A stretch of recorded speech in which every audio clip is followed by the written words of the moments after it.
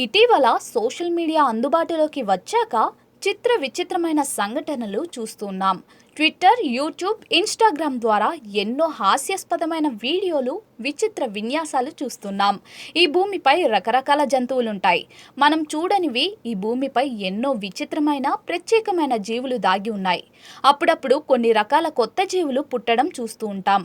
ఇలాంటి జంతువులు అందరినీ ఆశ్చర్యపరుస్తూ ఉంటాయి. ఇలాంటి వింత జంతువులకు సంబంధించిన అనేక వీడియోలు ఇటీవల సోషల్ మీడియాలో వైరల్ అవుతున్నాయి. తాజాగా ఇలాంటి వీడియో ఇంటర్నెట్లో వైరల్గా మారింది. పడవలో ప్రయాణిస్తున్న ఓ మత్స్యకారుడికి వింత అనుభవం ఎదురైంది.